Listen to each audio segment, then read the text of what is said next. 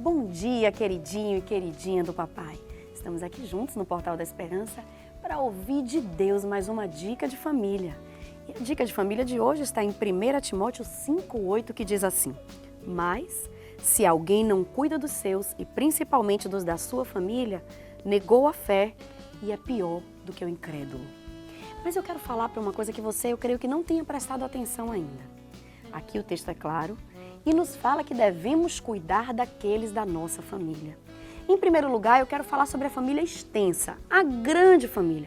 Não só a família nuclear de pai, mãe e filhos, mas alguém que está fora desse núcleo pequenininho na grande família, que é nada mais, nada menos do que a sua sogra.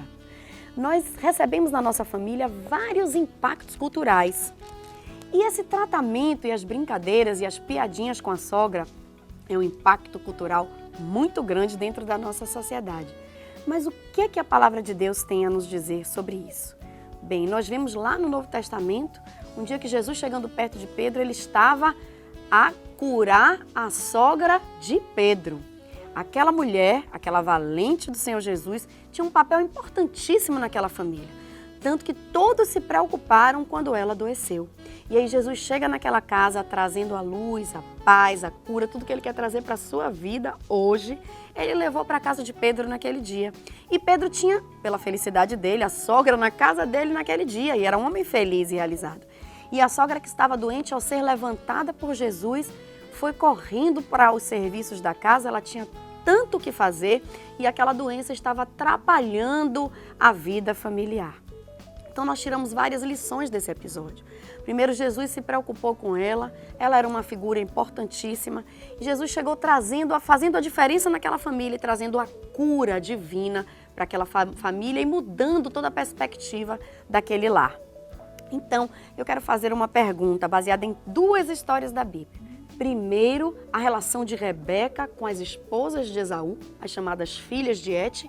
E em outra perspectiva, a relação de Noemi com Ruth. Primeiro, na tristeza, Rebeca sofria muito com as esposas do seu filho mais velho. E ela chegou a dizer que se Jacó tomasse mulheres daquele meio, ela perderia a vontade de viver, de tanto que ela era atormentada por aquelas mulheres.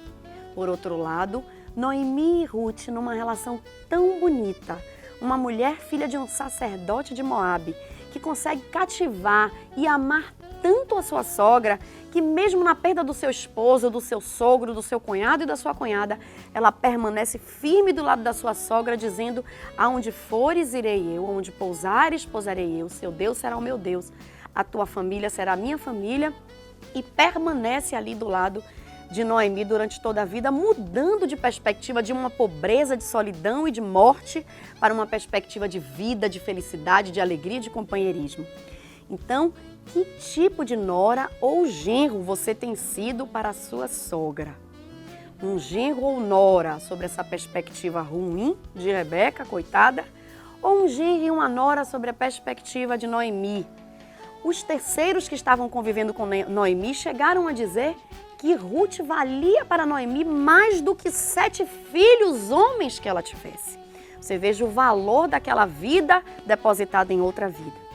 Então, sobre a perspectiva da Bíblia, eu quero te chamar a atenção que esses impactos culturais que nós vivenciamos aqui, principalmente no Brasil, deve ser pensado sobre a ótica da palavra de Deus. E se você nunca parou para pensar sobre isso, se você faz brincadeiras que não sejam tão legais assim com a sua sogra, eu quero te lembrar um pequeno detalhe. Foi ela que trouxe à luz o amado da sua vida ou a amada da sua vida. Então, quando você pensar sobre isso, reflita melhor, olhe sobre a ótica da palavra de Deus e decida ser um genro ou uma nora sobre a perspectiva de Noemi, como Ruth foi para ela. Bênção, alegria e vida. Fica com o Senhor Jesus. Até sábado que vem, se Deus quiser. Só aqui, no Portal da Esperança.